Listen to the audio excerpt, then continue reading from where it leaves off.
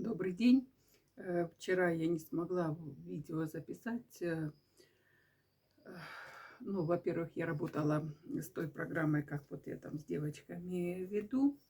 И в субботу не получилось, потому что я отдыхала после поездки. И очень неудачное время выбрали там ребята для поездки ребенка из одного города в другой по достаточно опасной дороге. Очень неудачное число. И прошлый раз, когда он ехал, я как бы занималась только дорогой, его целостностью, с целостностью было все хорошо, но были проблемы в дороге. Поэтому этот раз я отнеслась более скрупулезно. Это заняло время, силы. И, в общем, никак я вчера не могла. А в субботу с девочками не могла поработать, потому что мы вот после моря, после отдыха всегда такой уставший, всегда нужно время восстановиться. В общем, мы с котиком отдыхали. А отдохнули мы хорошо. Мне вот так вот хватило. Вы же знаете, что я всем это говорю, что я большая противница загорания на море. Вот мы с котиком ходили рано, ну, даже до 8 часов ходили. И, наверное, с моря уходили в начале 10. И если посчитать, что я заходила в котик, ни в какую не хотел плавать. Совсем, даже вот так лапками не делал. Он вот так, ну, будешь топить, топи. В общем, никак. Поэтому я его вот несла на руках, но я там рассказывала, несла на руках. Вот мы шли там туда далеко-далеко по водичке, но я ехала специально, чтобы ноги в море побыли. Я хотела еще грязями помазаться, но грязи как-то не было. Вот, ну, не было. Ну, ладно, хватило воды. Вот. И вот мы выходили из воды, я сидела под этим грибочком, пока там я чуть обсыхала, дышала как бы воздухом утренним. Ну и вот в начале 10 где-то мы уже уходили совсем, и я шла вечером с той же программой.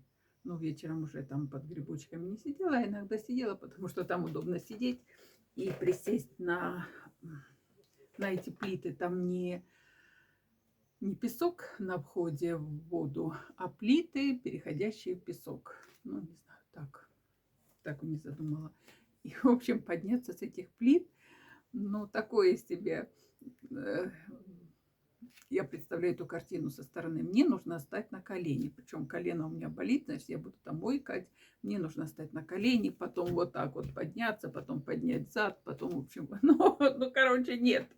Я или сидела на парапете там возле моря, или уходила на грибочки, потому что, ну, я ходила там на далекий пляж, один раз с песка поднялась и сказала, ну нет, ну нет, я как бы себя плохо чувствую, мне все равно, смотрят там на меня или не смотрят. Я считаю, что сейчас вообще люди друг на друга мало смотрят.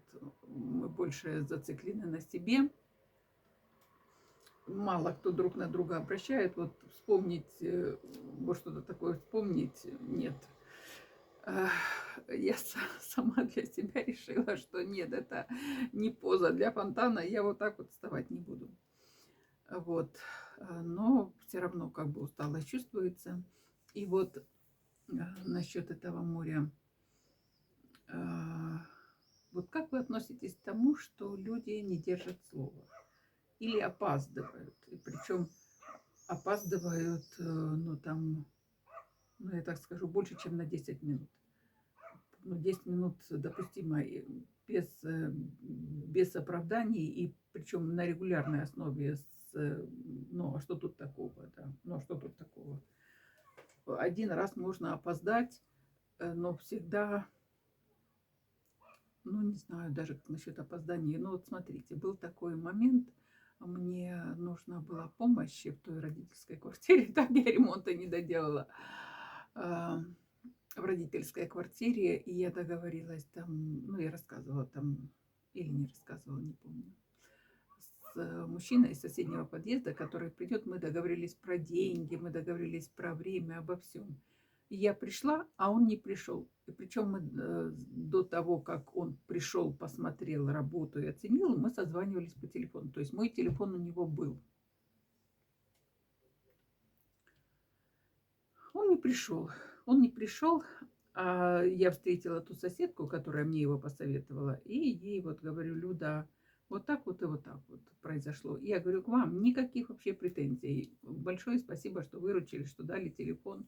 Ну вот произошел такой момент, и я говорю, я ему не перезванивала, потому что я, ну, посчитала по себе. Да, у всех могут измениться планы. Это такое, что, ну, может такое произойти, и у всех может произойти. Но обычно, когда что-то не так происходит, говорят там: у меня изменились планы, или я не смогу, или объясняют, или, ну, или передумал, или неважно как. Ну вот говорят нет, и все. Если, или он, допустим, масса у него звонков, да, он потерял, где он мог прийти, потому что это Люда сказала мне, прийти утром сказать: вы знаете, я передумал, у меня другая работа, я занят, мог оставить мне, если он не может в это время, записку в дверях, в общем, как-то обозначиться. Ну, я, конечно, каждый судит по себе, я сужу по себе, что, ну, вот, я бы вот так не оставила это. Вот. И, значит, что произошло на море?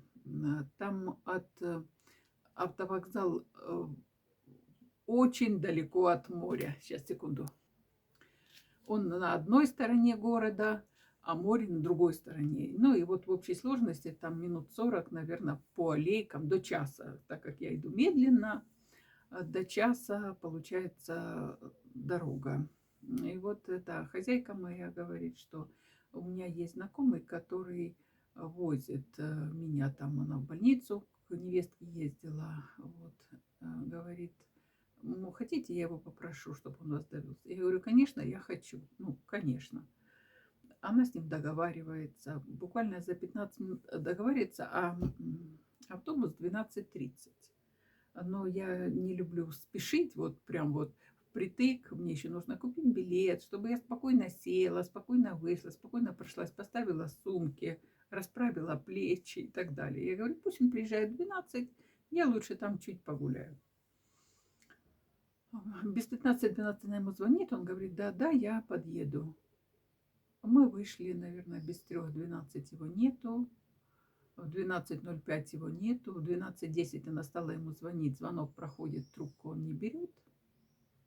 Она говорит, пойдемте, там поворот такой, где автобус из Седова едет, поворачивает. Пойдемте, может, мы этот автобус на полпути поймаем.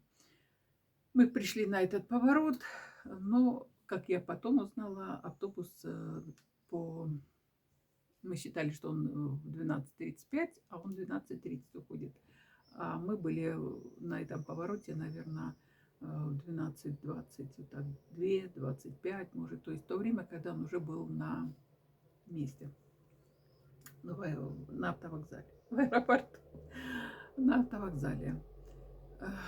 И она продолжает звонить этому, потому что вроде как еще 10 минут, а тут ехать-то минуты 3. Ну, и он не отозвался. Потом мы уже приехали домой. Я говорю, Женя, все нормально, все хорошо, мы пойдем. Котик ни в какую не хотел идти, ни в какую не хотел идти под лавочку ложиться. И говорит, жарко, душно, я идти не буду. Я его несла в переноске, но у меня никаких вещей не было с собой. Мы пришли на вокзал,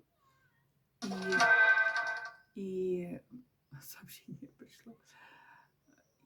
И был проходящий автобус. Автобус очень хороший. Мы доехали очень быстро, прекрасно, потому что рейсовый автобус такой вот чухи-пухи. Вот, как бы все хорошо, тяжело. Мы приехали как раз, получается, позже того времени, как я рассчитывала, уже был час пик, люди ехали с работы, жарко, душно, маршрутки переполненные. Ну, это уже в частности. Ну, в общем-то, доехали.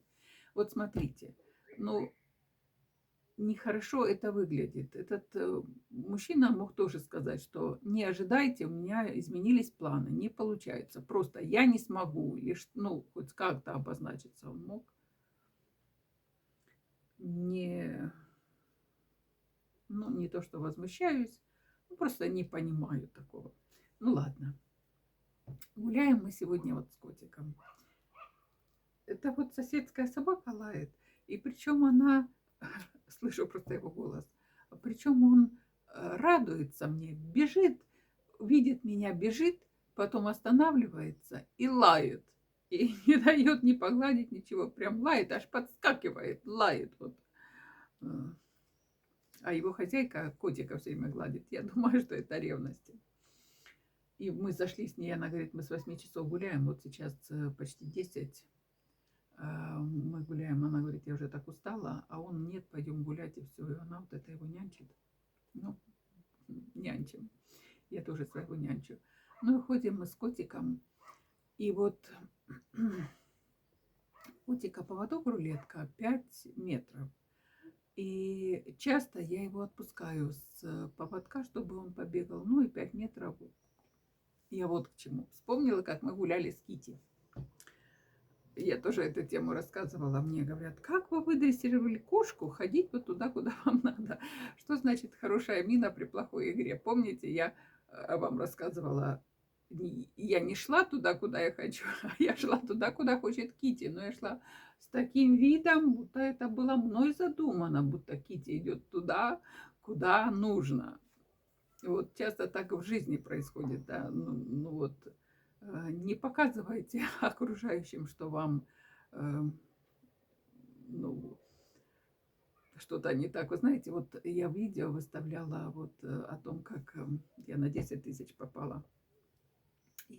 Мне было стыдно. Я понимаю, что попадают все. Мне где-то было стыдно, но я рассказала об этом, рассказала. Я решила, что так нужно. Но вообще я бы могла промолчать, и никто бы вообще это ничего не узнал, потому что я тогда тоже улыбалась. Но к тому моменту, как я рассказывала, я улыбалась. У меня было такое вот непринятие ситуации, ну, может, ну, не знаю, секунд 40 до минуты. Потом я вот поняла, что это откуп. Сейчас, секунду, tu котик. Я почему решила записать опять этот, записать хоть что. Сегодня Купальская ночь, Ивана Купала. Многие знают, что на Ивана Купала прыгают через огонь.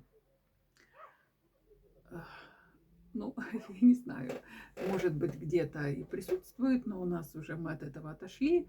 Значит, что мы будем делать? Поставьте, пожалуйста, на пол свечку. Поставьте лучше свечку-таблетку. Лучше 3. И снимите нижнее белье и прыгать. Но если можете прыгать, прыгайте, чтобы это вот... Я, например, просто перешагну. Чтобы для здоровья. Для здоровья. Потом это можно несколько ритуалов. Это не нужно каждый раз зажигать свечи. Пусть пройдут все там ваши близкие, пройдут, перепрыгнут как угодно, перенесите, если это малыши, через этот огонь. Нужно это делать, когда, ну, после заката, так скажем.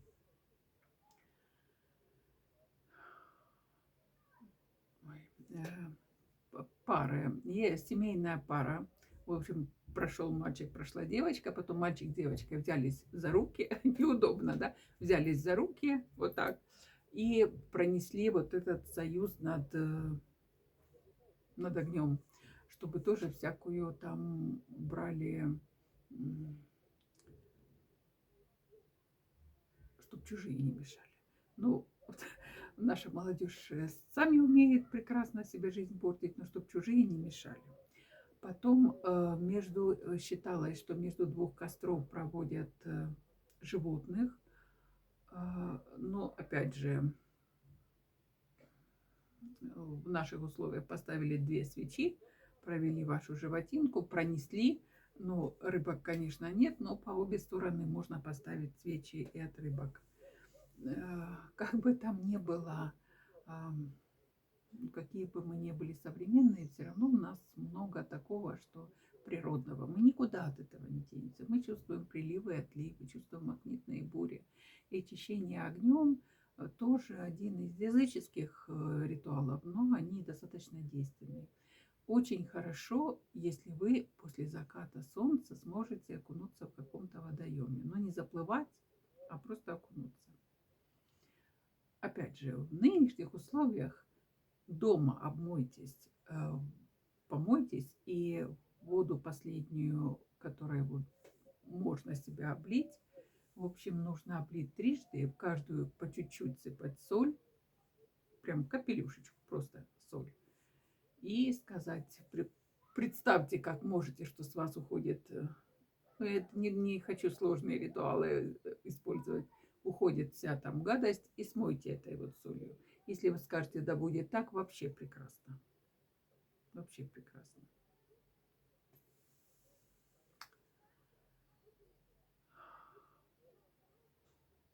Что хочу сказать? Берегите сами себя. Вот вы знаете, я там вот дочке писала, что жалей себя, как меня бы жалела. Может, она непонятная, к чему я это говорю. А она на выезде. Они поехали, были в дороге с собакой и с девочками там из команды. Они были в дороге за пределами Украины. И она себе, ну, очень сильно прижималась. Все понятно, после таких ситуаций с деньгами, вот с операцией, со всем таким. Вот. А я ей сказала, что ну, всю жизнь не надо прижиматься, нужно давать себе... И она такая переживательная у меня, она как бы жесткая, как спортсменка, но внутри она очень переживательная. И поэтому там была вот такая фраза.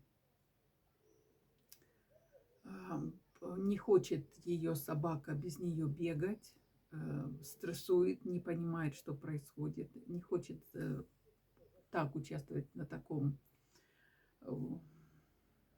порыве, участвовать в соревнованиях, тогда как бежит вот дочка, бежит собака. И, ну, не знаю, она говорит, она ушла с трассы, не захотела и как бы вжалась вот так, как испугалась, но стрессует. И я не хочу ее тревожить, не знаю, как они там выступали, не спрашивала. Сегодня они уже едут домой с Божьей помощью. Вот такие дела. Всех с наступающим праздником. По возможности сделайте так, как я говорю, как я советую. Ну, не сделаете, значит, оно вам и не надо. Живите легко, берегите себя. Всем пока.